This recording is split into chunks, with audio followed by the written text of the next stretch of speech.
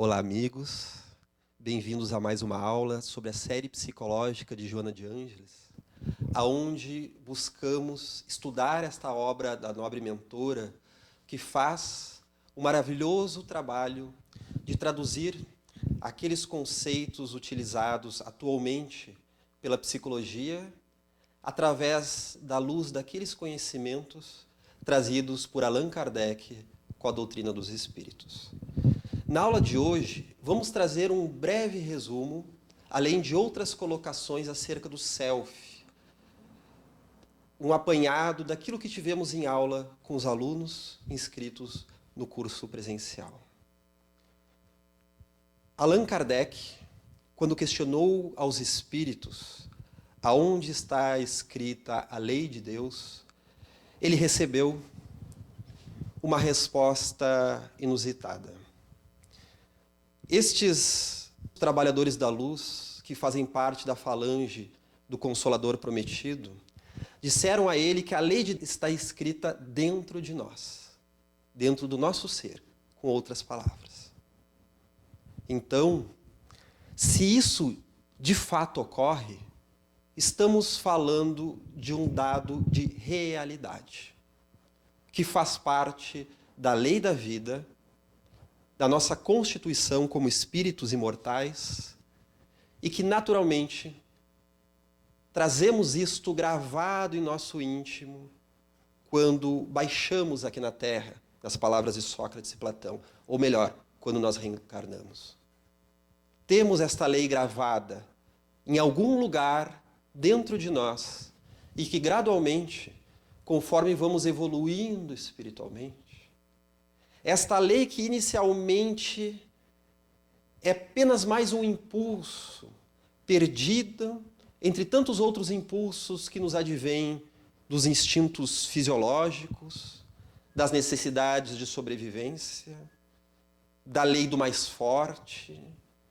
Gradualmente este impulso vai ganhando vigor, conforme nós nos reencarnamos, nós vamos evoluindo, purificando-nos espiritualmente, adiantando-nos intelectualmente e moralmente.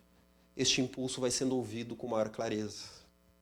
Até o ponto de que vira uma espécie de voz a nos guiar em nossa caminhada, nos orientando, nos fortalecendo no caminho e nos dando uma espécie de intuição daquilo que é correto ou daquilo que não é.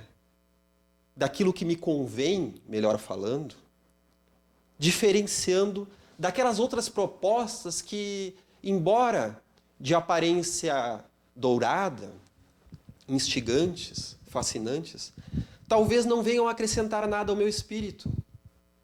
Ou pior, talvez venham a atrapalhar a proposta da minha presente encarnação.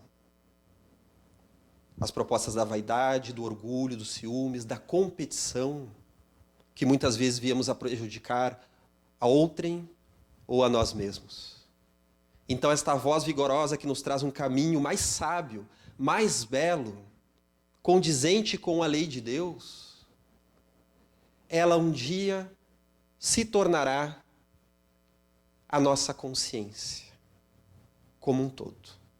Já não será apenas um chamado valioso, mas a nossa realidade. Pois esta lei de Deus, inscrita na consciência, nas palavras usadas pelos espíritos, nada mais é do que o self, a lei maior, o arquétipo central, organizador da nossa psique. Porque se estamos tratando de um dado de realidade, podemos imaginar que cedo ou tarde as ciências da Terra espelhariam este dado, este ponto de realidade.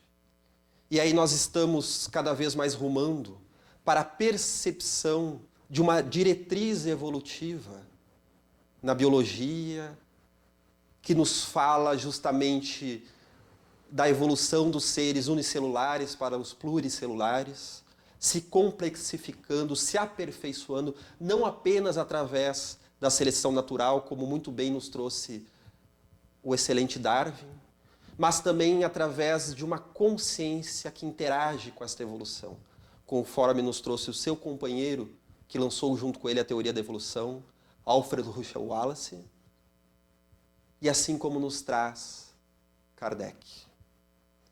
Vamos ver que na psicologia, com muita clareza, isso não se dá de forma diferente. Pois vão ser nas palavras de Carl Gustav Jung, que nos fala sobre o significado da vida, assim como outros psicólogos, como temos o caso de Viktor Frankl, que mesmo em um campo de concentração, pôde perdoar aos seus agressores, assim como trazer a informação, o insight, a observação de o que move o ser humano é o sentido, a busca de sentido. Estamos falando, então, de um dos aspectos centrais da psicologia de Carl Gustav Jung. O espírito Joana de Ângeles, aproveitando-se dessa nomenclatura que foi nos trazida pelo velho sábio da psique, Jung, ela vai nos falar da missão do ser na Terra de integrar-se nos valores profundos do self. Veja bem, integrar-se nos valores profundos que já carregamos lá no fundo do nosso inconsciente, que está emanando um sinal para a nossa evolução, para o melhor proveito daquelas situações dolorosas ou agradáveis, das diferentes condições que enfrentamos no nosso dia a dia, daquela voz da sabedoria. Este termo, o self, nas palavras de Jung, nada mais é do que o si mesmo. Uma palavra que diz respeito ao eu. Então, em psicologia profunda, nós temos duas palavras que são uma tradução do eu. O ego, que em latim quer dizer eu, e self, que em inglês tem o mesmo significado. Por isso, Jung tomou o cuidado da sua obra de grafar sempre self com S maiúsculo, porque é um conceito da sua psicologia.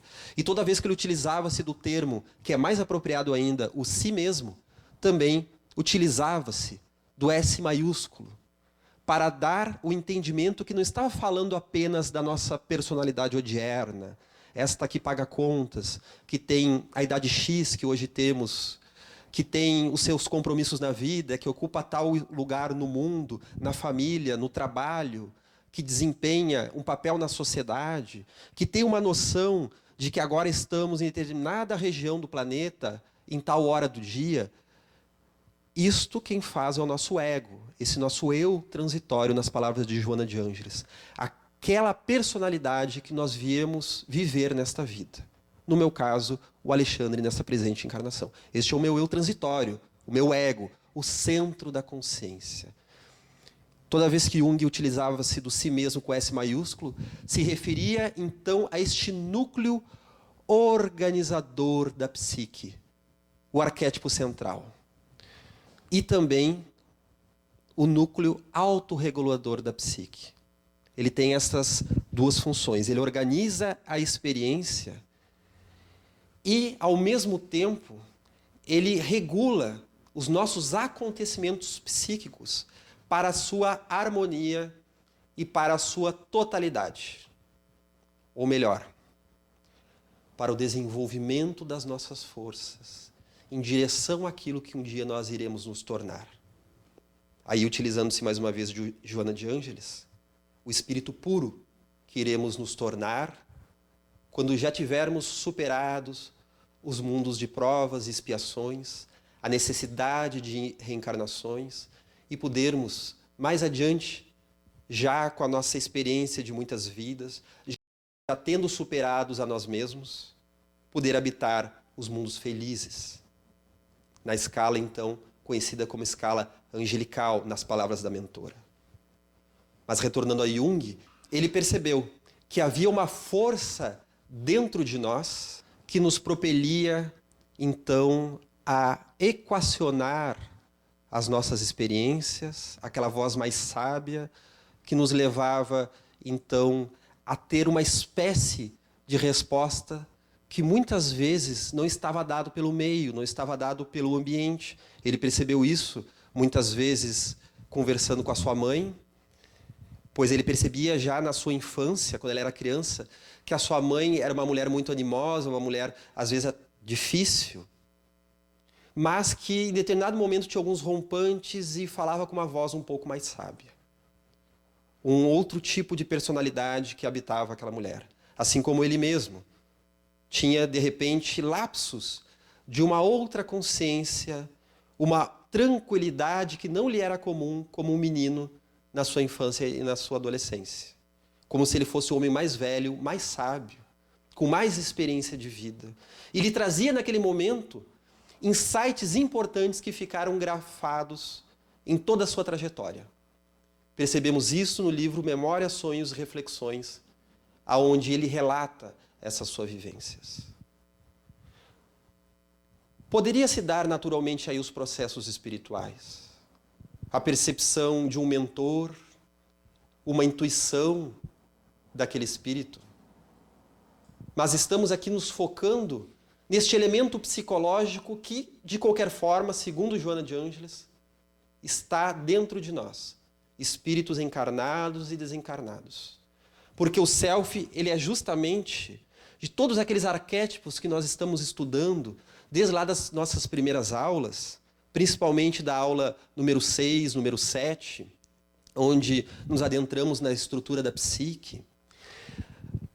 O self é o arquétipo central, o arquétipo mais importante do nosso ser, que vem justamente nos auxiliar a lidar com todas as forças dos outros arquétipos e dos complexos da personalidade. Nos auxilia a lidar com o materno, com o paterno, com a sombra, com ânimos e ânima e tantos outros que fazem parte do nosso ser. Então, nas palavras de Jung, no livro O Eu e o Inconsciente, o psicólogo e psiquiatra suíço nos traz que, na medida do alcance de nossa experiência atual, podemos dizer que os processos inconscientes se acham numa relação compensatória em relação à consciência. Uso de propósito a expressão compensatória e não a palavra oposta, porque consciente e inconsciente não se acham necessariamente em oposição, mas se completam mutuamente para formar uma totalidade, o si mesmo, o self. Ele percebeu, então, que aqueles nossos sintomas, que as nossas depressões, as síndromes das mais diversas, elas tinham uma função compensatória. Não apenas o adoecimento caótico, não apenas a dor sem sentido. Elas tinham sentido, sim. Era uma forma, muitas vezes, dessa nossa instância mais sábia compensar a unilateralidade trazida pela visão do consciente. E aí recorremos ao livro Missionários da Luz, do Espírito André Luiz, aonde este médico da espiritualidade, ele relata que no mundo espiritual ele vai a determinadas localidades na colônia de Nosso Lar, aonde eram preparadas as encarnações daqueles espíritos que estavam prontos para voltar à experiência carnal. E ele ficava maravilhado, não apenas com os gráficos do corpo humano, aqueles modelos onde ele via os sistemas orgânicos, neuronais, circulatórios, a cores por dentro, já naquela década de 40, onde a nossa tecnologia não conseguia fazer coisas como hoje se procura fazer nas exposições científicas. Ele percebia aqueles mapas com caracteres diferenciados a falar daquilo que hoje poderíamos entender como código genético do futuro reencarnante. E ele fica ainda mais surpreso quando ele percebe que os espíritos planejavam até mesmo as patologias que teriam. De ordem psicológica, de ordem genética. a fim de poder experienciar aquelas situações que lhe auxiliariam a conquistar capacidades que dormiam dentro do seu ser. A capacidade do perdão, a capacidade do amor, a capacidade de passar por humilhações e não se envaidecer, e não corresponder com a violência. É aí que ele percebia que às vezes a pessoa pedia para vir manco, ou com um problema na tireoide que levasse ao hiper ou ao hipotireoidismo, desregulando o peso corporal, a fim de, diante da tormenta das vaidades, das seduções que são naturais, principalmente no mundo carnal, eles pudessem passar por aquela dose de sofrimento, mas o mais importante, que pudessem lidar com aquela dose de sofrimento. Porque o sofrimento em si não nos leva a nada, mas sim o aproveitamento que nós temos para a nossa reforma íntima, para o reposicionamento da nossa consciência. É por isso que Jung vai nos falar que o inconsciente compensa a consciência, conforme as palavras que nós trouxemos agora. E ele fala muito bem, formam aí consciente e inconsciente uma totalidade, o si mesmo. Recorremos então mais uma vez ao nosso gráfico, utilizado pela discípula de Jung, Marie-Louise von Franz, em que ela coloca o nosso ego, o nosso eu, como o centro da consciência. Se nós imaginarmos então uma esfera onde aqui tudo está mais ou menos escuro e aqui há uma determinada luz, essa luz seria a consciência. E o centro da consciência, conforme vimos em outras aulas, é justamente o ego, o nosso eu transitório. Mas o centro de toda a psique, de todo ser que nós somos como um todo, este sim seria o self, que engloba inconsciente e consciência. Então, nas palavras de Jung, o self seria justamente tanto o centro quanto a totalidade da psique. Então, nós podemos perceber, também por este gráfico, tentando capturar essa experiência do self, que ele, muitas vezes, se encontra mais na nossa inconsciência do que na nossa consciência. Pois há valores, há virtudes, há capacidades do self que nós ainda não realizamos, que nós ainda não desenvolvemos. Por isso que através do processo de individuação, de desenvolvimento, de integração da personalidade, Jung vai rumar para aquilo que ele nos fala em suas memórias, que a vida dele é a história de um inconsciente que se realizou. Ou seja, que passou pelo seu processo de individuação, propelido pelo seu self, e conseguiu realizar aquelas aptidões inconscientes que ele veio realizar nesta vida. Porque, na verdade, na experiência carnal, nós nunca vamos realizar o self como um todo, pois estamos falando aqui da estrutura do espírito puro, já plenamente desenvolvido depois de sucessivas reencarnações. Então, isso é importante nós diferenciarmos, que o processo de individuação, ele não é o processo de perfeição, é de integração da personalidade. Porque um espírito, ainda muito imperfeito, que nasce na Terra com determinadas demandas a realizar, para que depois em outras vidas possa seguir realizando aquelas outras que agora não lhe é capaz, a sua individuação nessa vida vai lhe levar a uma harmonia maior, a integrar aqueles aspectos que tomam a sua personalidade e que lhe atrapalham. Então a sua integração não vai levar a um espírito puro ainda, vai levar a ser uma pessoa melhor, mais agradável, mais capaz de compreender a si mesmo e de também poder colaborar no meio em que vive. Para as próximas encarnações, ele terá novamente a demanda, ao reencarnar-se, de fazer a integração da sua personalidade com aqueles outros elementos que ele vai trazer para serem vividos naquela vida.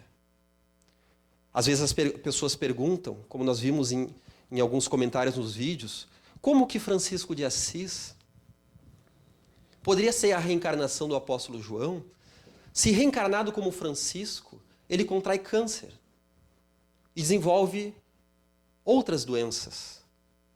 Tem que passar também pelas provas e expiações, pois até mesmo a cegueira, diante de uma doença que ele contraiu junto aos olhos, ele passa por aqueles processos médicos da época que resumiam-se em cauterizar as vistas. Por que ele passa por isso, se ele já era o espírito de João, o evangelista? Naturalmente, nos é trazido por Emmanuel e pelo espírito Miramês que João era um espírito muito evoluído, mas ainda não perfeito. E carregava em si não a necessidade de exemplificar a humanidade, a sua dedicação, a sua paciência, a sua calma, o clima psíquico elevado pelo qual encarava a vida, como ele tinha necessidade de equacionar, equilibrar ainda elementos dentro do seu ser. E o seu processo de individuação aqui na Terra levou aquele rapaz aventureiro, boêmio, muito querido pela juventude de Assis, aquele guerreiro que foi então para as guerras entre os feudos, acreditando que o seu grande ato daquela encarnação seria trazer para a família Bernardoni o título de nobreza. Ele então passa por uma enorme mudança quando seu inconsciente se coloca, lhe corrigindo os caminhos, lhe mostrando a meta da sua reencarnação, que no caso dele era uma missão, que no caso dele passava por uma mediunidade profunda. E então aquela transformação que Francisco passa, em que aflora a sua mediunidade, e ele passa a sentir inclusive a vibração do pensamento dos animais, a vibração das plantas, além dos encarnados e desencarnados, era uma das etapas para ele realizar aquela sabedoria que ele já trazia do plano espiritual e das suas sucessivas encarnações. Mas este é o processo de Francisco. E aonde está o nosso? Quantas correções de caminho iremos fazer?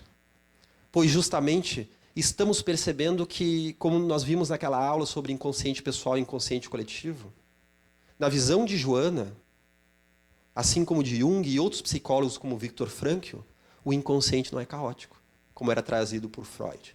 É um inconsciente sábio, dotado de sentido, de significado, justamente por causa da presença do self no núcleo da psique.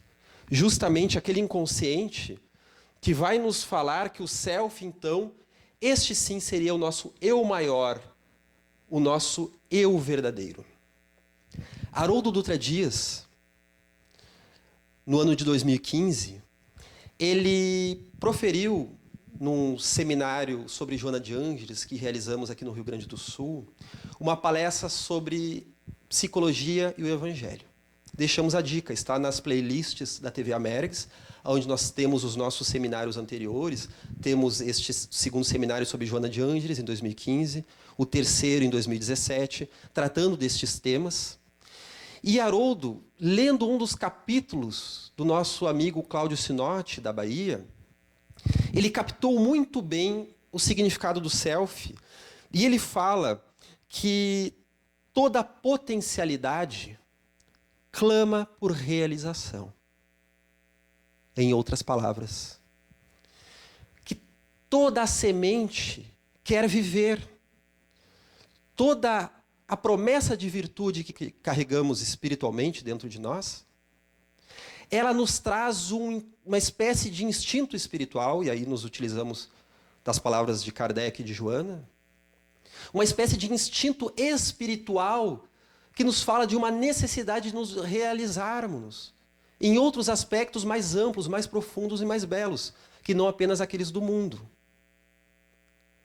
Poderíamos dizer também, nas palavras de Emmanuel, no livro Seara dos Médiuns, seria a diferença entre aptidão e experiência. Falando então da mediunidade, o mentor de Chico Xavier nos diz que mediunidade é aptidão, não experiência.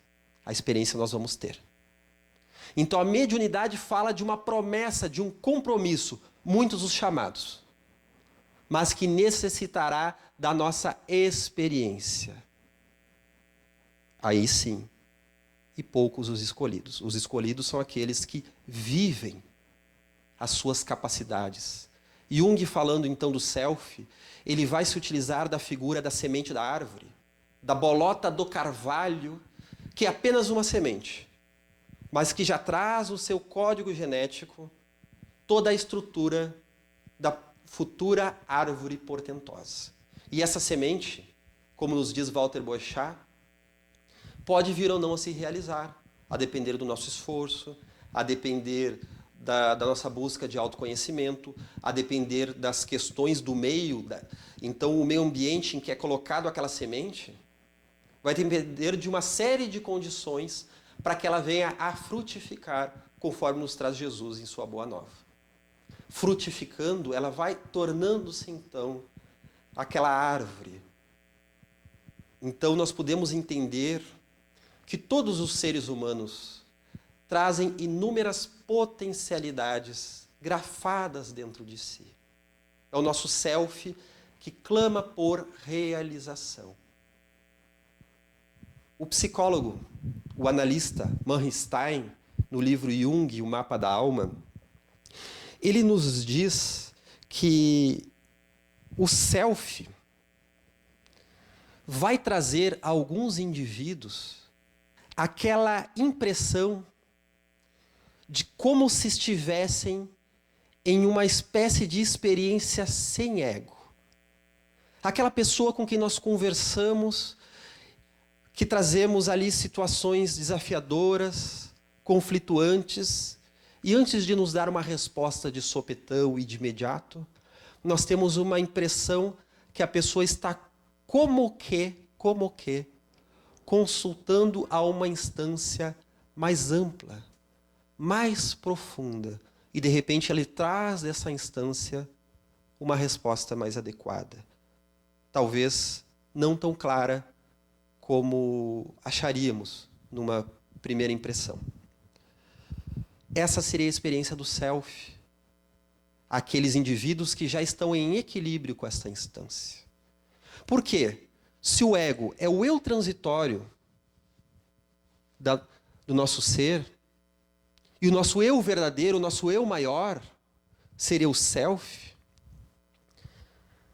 não poderíamos cair na falácia de querer agir como self, pois ainda não somos espíritos puros. Não temos ainda o alcance de tudo que nós temos de capacidades, de conteúdos, inclusive, gravados no nosso inconsciente. Vamos evoluir muito nessa vida se nos esforçarmos. Mas isso ficará para vidas futuras.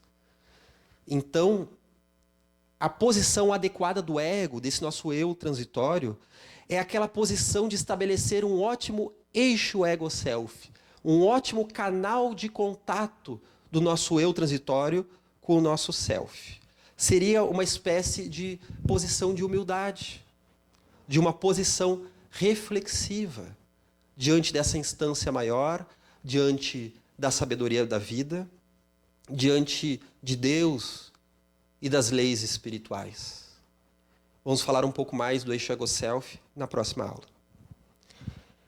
Jung vai então nos dizer que, assim como todo arquétipo está correlacionado a um complexo, como nós já vimos no caso da sombra, por exemplo, que o arquétipo da sombra é a categoria do mal na psique, que todos temos o arquétipo da sombra. Senão seria incapaz até mesmo nós reconhecermos o mal, porque nós não teríamos capacidade de ler esse tipo de experiência. Então, assim como nós temos o arquétipo da sombra, nós temos a nossa sombra pessoal, aqueles elementos nossos, das nossas maldades, dos nossos impulsos agressivos, ou até mesmo daqueles elementos até mesmo sadios, que não estão sendo vividos, por isso fazem parte da nossa sombra, porque são desconhecidos, porque são recebidos como ameaçadores. Então essa é a nossa sombra pessoal. Então nós temos o arquétipo do ânimos e da ânima, mas temos também o ânimos e ânima, o masculino e o feminino dentro de nós, em forma de complexo, de vivência pessoal. As minhas experiências nessa presente encarnação acerca do tema do masculino e do feminino. Então o self, é um arquétipo que se correlaciona ao ego, que é um complexo. Então há o arquétipo do eu, o self, e o complexo do eu, o ego. Então podemos dizer que o self, ele, além de ser a nossa imagem arquetípica do eu, o nosso eu total, ele também é a imago Dei, a imagem de Deus gravado dentro da psique humana. Jung, quando ele afirma que ele, como psicólogo, seria incapaz de diagnosticar se Deus existe ou não de fato, ele era, sim, capaz de nos dizer que ele existe como experiência psicológica. Porque a ideia de Deus, a ideia de uma divindade, de um centro organizador, de algo que traz sentido à vida, está presente em todas as sociedades planetárias.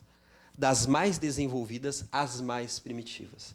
Daquelas que nunca tiveram contato algum com a civilização, como os povos indígenas, os aborígenes australianos, como nos povos da antiguidade, até mesmo naquelas imagens deixadas pelos povos das cavernas do período paleolítico e neolítico, já há a ideia de seres divinais. Então o self, ele também seria a imagem de Deus dentro da psique, porque ele é a imagem da totalidade, da completude. Então ele é o arquétipo central, o núcleo organizador, autorregulador da psique, o arquétipo do si mesmo, essa instância sábia, e também a totalidade da psique. Então, uma experiência de self seriam aquelas experiências chamadas de numinosas, com N de navio, dentro do conceito trazido por Rudolf Otto, o filósofo das religiões. Que uma experiência luminosa seria uma experiência transpessoal, que nos leva a uma consciência além de nós mesmos, além do nosso eguinho. E que esta experiência seriam experiências tocantes, ao mesmo tempo terrificantes e maravilhosas, paradoxalmente. Experiências com o inefável, em que, de repente, nós temos aquela sensação de completude, de estarmos preenchidos, de estarmos estupefatos, às vezes observando a natureza, quando nós olhamos a água de um rio, um pôr do sol, uma paisagem, e parece que aquilo nos toca profundamente, não apenas por aquela beleza que reconhecemos no dia a dia, mas parece que aquilo tocou algo lá no fundo das nossas almas.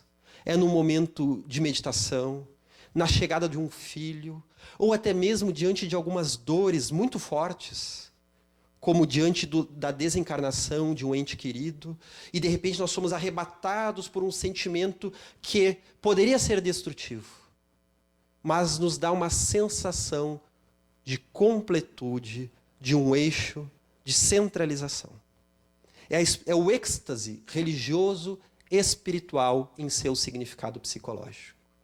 Então, Jung estudou aqueles yogis da Kundalini Yoga.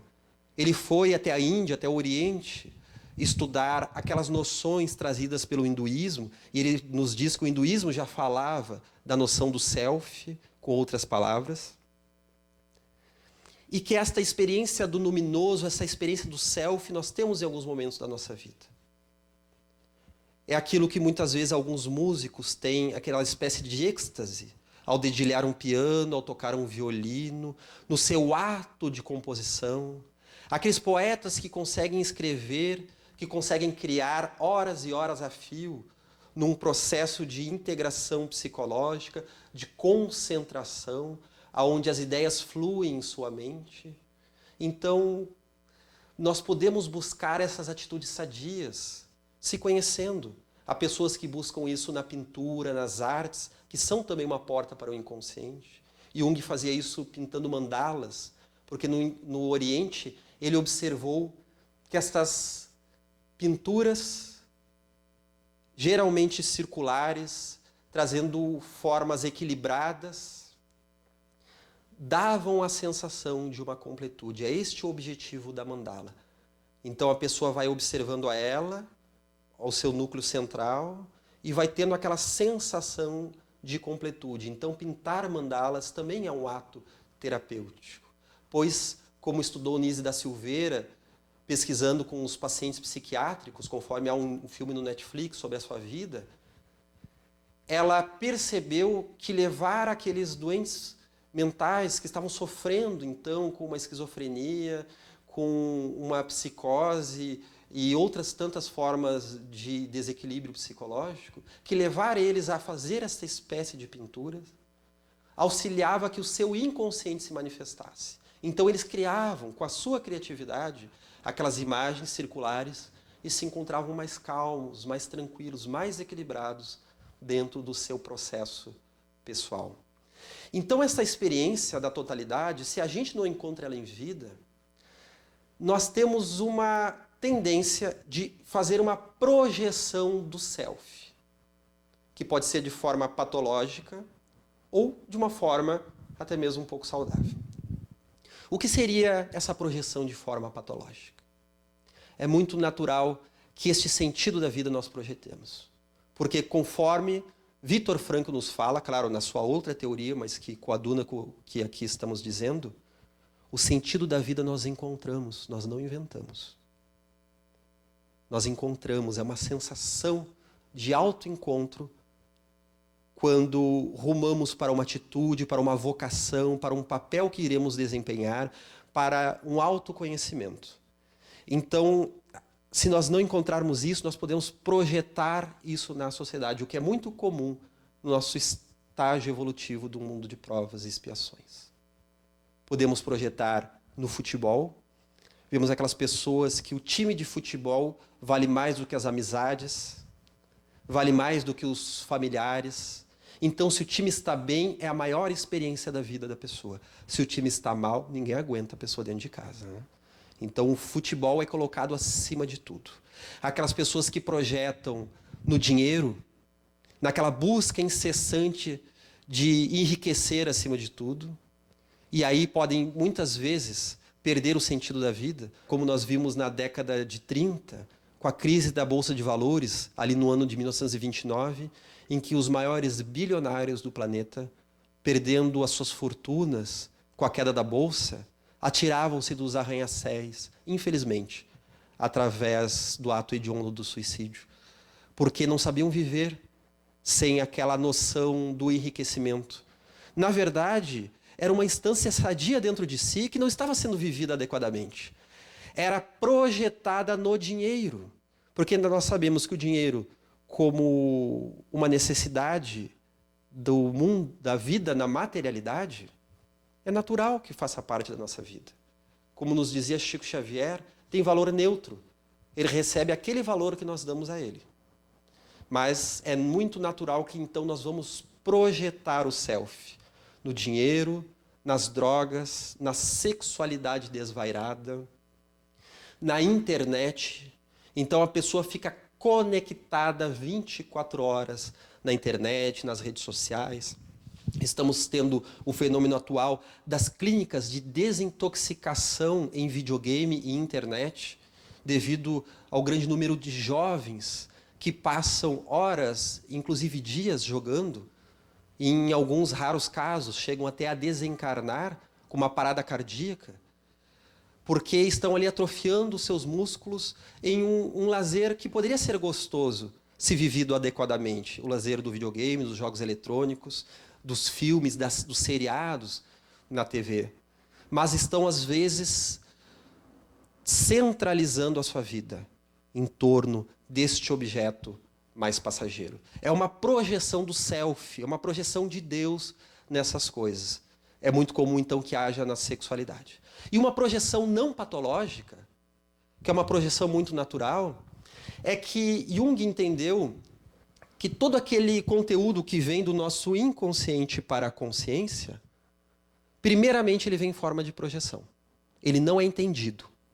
Então, o lado mais sábio nosso, por exemplo, nós vamos projetar em uma pessoa que é sábia, em um professor, nós vamos projetar em um palestrante, nós vamos projetar em um líder religioso, um líder político, um guru, um familiar que talvez tenha mais conhecimento de alguma área que nós admiramos.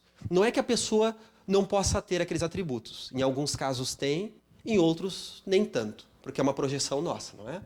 Mas o importante é que ali nós estamos sentindo uma realidade interna que é nossa.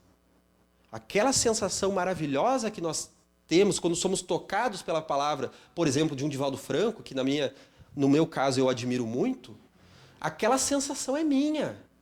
Divaldo tocou com as suas palavras, porque é muito sagaz nas suas colocações, muito claro e muito sábio nos seus entendimentos e na sua experiência dessa presente encarnação. Mas eu pude sentir aquilo porque dentro de mim eu também tenho um sábio que um dia irá se realizar com maior potência. Então é uma sensação interna minha e que é muito importante que nós venhamos a humanizar aquela pessoa. Compreender que por mais que a pessoa tenha aqueles atributos, também há a projeção de nossa parte. Por isso o Chico Xavier tomava aquele cuidado de nos dizer o seguinte: meu nome é Francisco, tira o Fran, fica o Cisco. Algumas pessoas acreditavam então que era uma forma um tanto autodepreciativa, mas que diante das inúmeras seduções, os inúmeros elogios que aquele nosso irmão recebia, que não deixava de ser também uma pedra de tropeço para a vaidade que ele trazia dentro de si, conforme ele nos alerta, que ele percebia. Tá certo que a vaidade do Chico talvez fosse muito diferente da nossa, né? Que somos assim mais arrogantes, mais vaidosos, mas ele tinha, conforme ele nos dizia. E que aquela sua cegueira no olho, aquele seu pulmão debilitado e todas as doenças que ele veio a ter, era uma forma de dar uma segurada nele, para que ele viesse a fazer aquele trabalho de paciência, de autoconhecimento. Aqueles 2 anos de labirintite que ele teve nos seus últimos anos em Pedro Leopoldo, pouco antes de ir para Uberaba, não deixava de ser uma das provas psicológicas que o seu espírito veio colher nessa encarnação para a sua melhor integração, para melhor rumar na sua missão divina que ele tinha aqui junto à mediunidade e junto ao espiritismo, para ficar mais humilde, mais centrado. Então é muito importante que ao admirar alguém, nós humanizemos essa pessoa. Aquela pessoa também tem sua sombra, também tem as suas fragilidades, também tem as suas dificuldades. Porque senão nós vamos nos admirar de forma ingênua daquele ser, e acontece como aquelas tribos que projetavam o self no pajé. Tem uma explicação do Gelson que ele nos traz, em que ele fala que as tribos projetavam o self no pajé e ele, de certa forma, incorporava esse papel junto à tribo. É o pajé que tem o sonho premonitório, aqueles também chamados grandes sonhos, que são sonhos que não dizem respeito apenas à sua personalidade, mas sim aos caminhos de toda a tribo, aos caminhos do coletivo. E ele, então, era aquele núcleo organizador, o núcleo civilizador de determinadas tradições indígenas, de determinados povos. É o xamã, é o pajé, é o oráculo de Delfos, é o filósofo. Então ele ocupa aquele espaço. E haviam tribos que colocavam todo o ouro das suas realizações, todo o valor, todo o mérito na qualidade da mediunidade e da sabedoria do pajé. E no momento que o pajé não correspondesse a isso, no momento que morria a colheita, no momento que haviam doenças na tribo, essas tribos passavam a entender que o pajé não funcionava mais. Então nós passávamos aí não necessariamente por uma desidealização, porque quando cai uma idealização positiva que colocamos em alguém, nós temos aquele costume de falar assim: eu já não idealizo mais a pessoa. Até pode ser verdade, mas na maioria das vezes há um estágio anterior à desidealização. Há a idealização negativa. Primeiro nós projetamos o self, depois nós projetamos a sombra.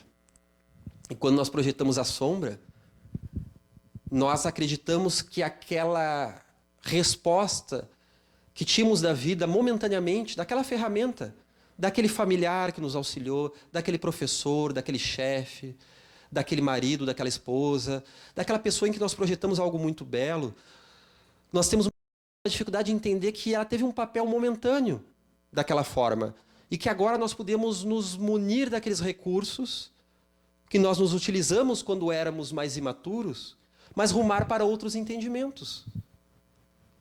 Quando não fazemos isso, nós projetamos a sombra na pessoa. Ela é o vilão. Então a tribo matava o pajé. Literalmente.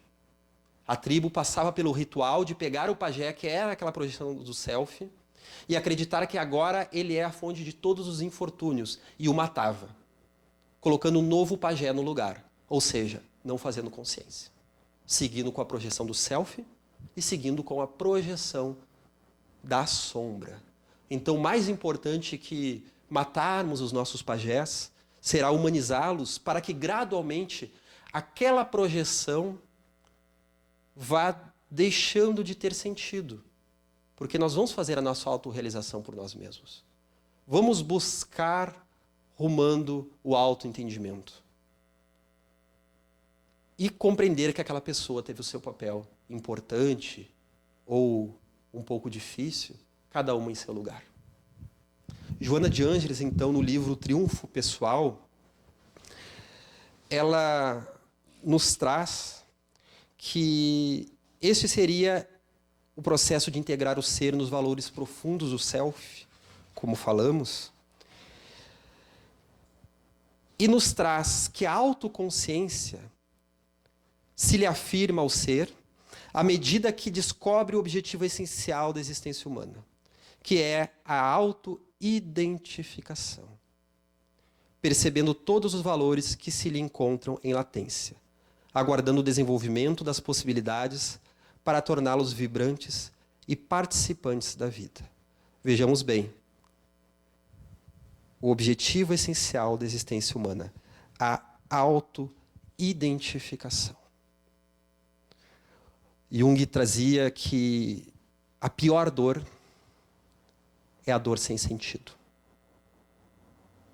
É a dor que nós passamos bloqueando as nossas capacidades de ter insights, de chegar a novas resoluções, de fazer daquela dor um degrau para a nossa reforma íntima. A dor dotada de sentido, de significado, é mais possível de ser suportada para ser devidamente superada.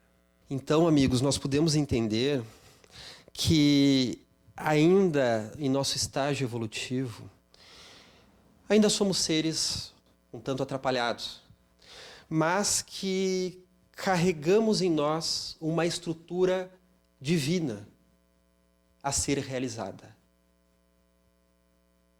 A estrutura daquele espírito puro que um dia se realizará dentro de nós. Será através do contributo das reencarnações que nós vamos substituindo os vícios por virtudes, que serão conquistadas, pois se encontram, por enquanto, como semente do carvalho. Se encontram dormindo dentro de nós. E agora, já ao final da aula, vamos trazer uma colocação essencial para o entendimento de Joana de Ângeles. Pois nessa aula nós falamos muito da visão de Jung.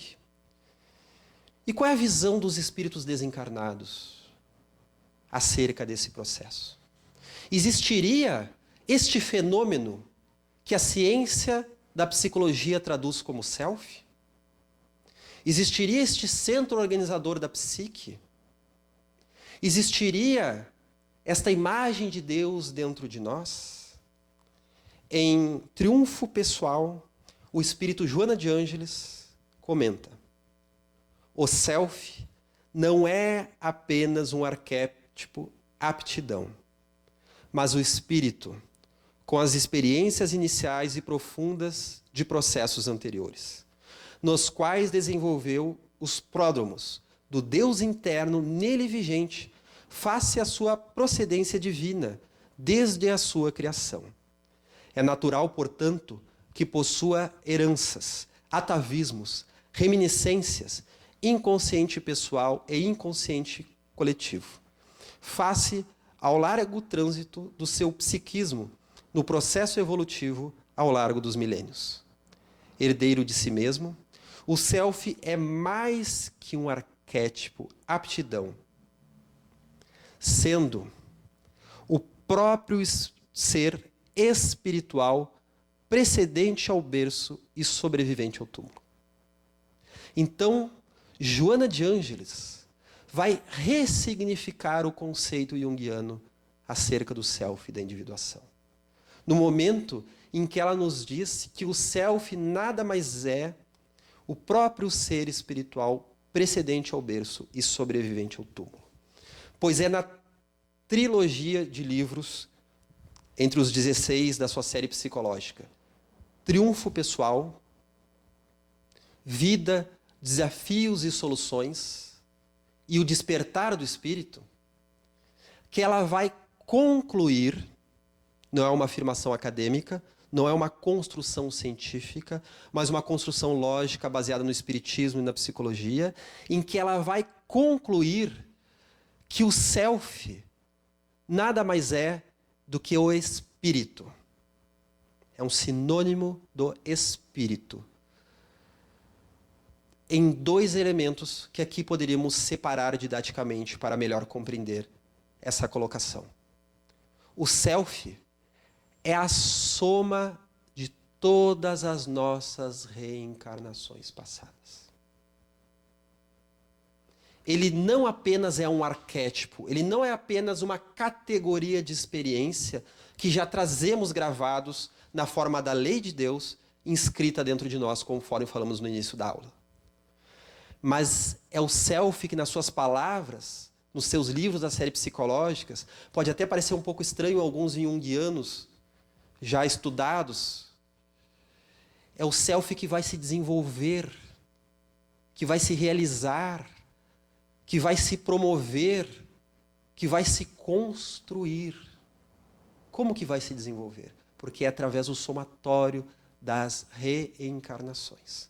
E o segundo elemento, que ele é o espírito em si.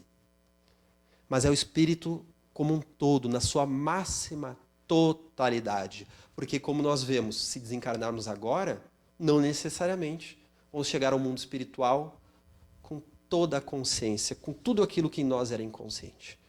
Vemos o caso do livro Nosso Lar, onde André Luiz chega ao mundo espiritual complexado, cindido, atrapalhado, atormentado. Então, ele não chega ao mundo espiritual como o espírito puro, o seu self se realizando.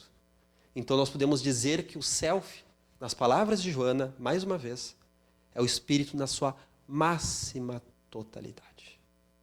Então, com esta nova compreensão, que nos aponta novos rumos, vamos ficar com a deixa para a nossa próxima aula. Então, convidamos a todos, né, que nos assistem pela internet, que se inscrevam no canal, que acione o sininho para receber as notificações da nossa próxima aula. E vamos finalizando com essa frase também de Triunfo Pessoal, em que ela nos diz que essa salutar identificação dos valores do self, a perfeita integração nele, constituem uma das bem-aventuranças, aquela que faculta ao homem a felicidade terrena, prelúdio da vida espiritual futura a que está destinado. Até a nossa próxima aula.